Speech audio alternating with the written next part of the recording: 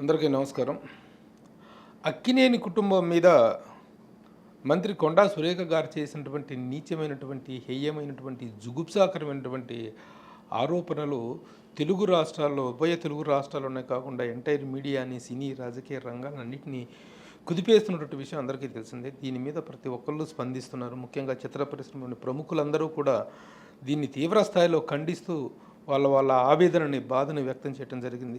కొండా సురేఖ గారి జీవిత ఆధారంగా బయోగ్రఫీ తీసినటువంటి దర్శకులు, ప్రముఖ దర్శకులు రామ్ గోపాల్ వర్మ గారు కూడా దీన్ని తీవ్రంగా ఖండిస్తూ, అసలు చేసింది, గాయపరిచింది, బాధ పెట్టింది అక్కినేని కుటుంబాన్ని అయితే సారీపోయి సమంతకు చెప్తారేంటి అని చెప్పేసి ఆయన ప్రశ్నించడం రియల్లీ వండర్ఫుల్ రైజింగ్. అది నిజంగా సమంతకు సారీ చెప్పానంటే ఏం చెప్పారు? సారీ సమంతకు ఆవిడ సారీ ఏం చెప్పలేదు. అసలు సమంతకు సారీ చెప్పాల్సిన అవసరం లేదు. సమంత మీద కాదు ఈవిడ ఆరోపణలు చేసింది. ఈవిడ ఆరోపణలు చేసింది ఒక ప్రతిష్టాత్మకమైన అక్కినేని కుటుంబం మీద.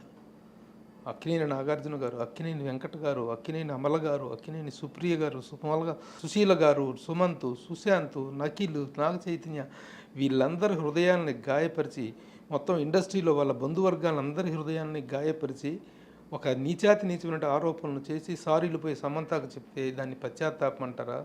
దాన్ని రియలైజేషన్ అంటారా? కేవలం ఏదో ఒకటి మొహాన పడేస్తే సరిపోతుంది అనుకుంటున్నా. అదే ఆవిడకి నేను సారీ కూడా చెప్పలేదు, ఉపసంహరించుకుంటున్నాను అని చెప్పారు.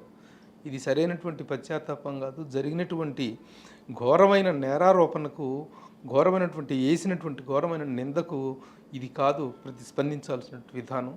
అలాగే రాజకీయ నాయకులు కూడా దీన్ని తీవ్ర స్థాయిలో ఖండించాలి. ప్రతి ఒక్కళ్ళు ఖండించాల్సినటువంటి విషయం. ఎందుకంటే మొదటి నుంచి ఎన్నో దశాబ్దాలుగా తెలుగు వారి జీవన విధానంలో ఒక భాగంగా మమేకమైనటువంటి కుటుంబం అక్కినేని కుటుంబం అంటే, ఆ కుటుంబం మీద ఇంత నీచమైనటువంటి నింద వేసి, మీ రాజకీయమైనటువంటి కక్షలు, రాజకీయమైనటువంటి కార్పణ్యాలు ప్రతిరోజు ఏవో ఒకటి అనుకోవటం, తిట్టుకోవటం, కొట్టుకోవటం అనేటువంటి ఒక రాజకీయ రచ్చలోకి ఆ మొహాన పూసి తొడ్డును తుడిచేసుకొని పోయేటువంటి వ్యవహారం కాదు ఇది. ఒక కుటుంబ ప్రతిష్టకు సంబంధించిన విషయం. కాబట్టి ప్రతి ఒక్కరూ దీన్ని తీవ్ర స్థాయిలో స్పందించాల్సిన అవసరం ఉంది. రామ్ గోపాల్ వర్మ గారు చెప్పినట్లుగా దీన్ని ఇంతటితో వదిలేయటం, సారీలతో వదిలేయటం కాదు. దీని మీద ఒక తీవ్రమైనటువంటి ప్రతిఘటన, ప్రతిచర్య ఉండాలని చెప్పి రామ్ గోపాల్ వర్మ గారు చెప్పినటువంటి మాట నిజం. కాబట్టి మీడియా పక్షాన్ని ఈ విషయాన్ని నేను తీవ్ర స్థాయిలో ఖండిస్తున్నాను.